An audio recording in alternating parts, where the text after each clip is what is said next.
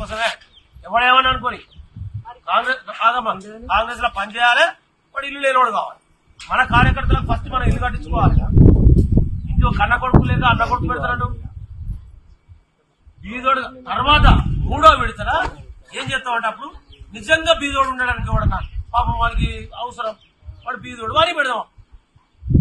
ఇప్పుడు మాత్రం కాంగ్రెస్ పార్టీ కార్యకర్త అయ్యి ఉండాలి, వాడు బీదోడు.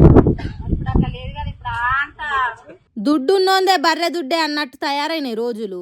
ఇక్కడ మందిరం ఇట్లా కూర్చొని ఓ లీడర్ సాబ్ ఏమంటున్నాడో ఇన్నరా? ఎవడేమన్నా అనుకోనియుండ్రి, కాంగ్రెస్ పార్టీలో పని చేయాలి, వాడు ఇల్లు లేనోడు అయి ఉండాలి, అప్పుడే వానికి ఇల్లు వస్తుంది అన్నట్టు ఎట్లా చెప్తున్నారో చూడుండ్రి ఊర్లో పొండ్రి కాంగ్రెస్ లీడర్లు.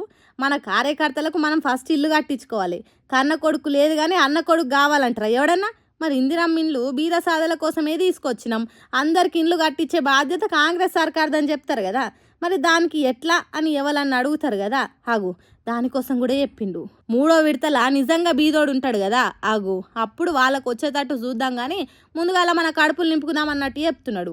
అంటే వెనకట ఏదో పాట ఉండే కదా, ఎండేతోందే ఎండుతాంది నిండేతోందే నిండుతాంది అన్నట్టున్నది కథ.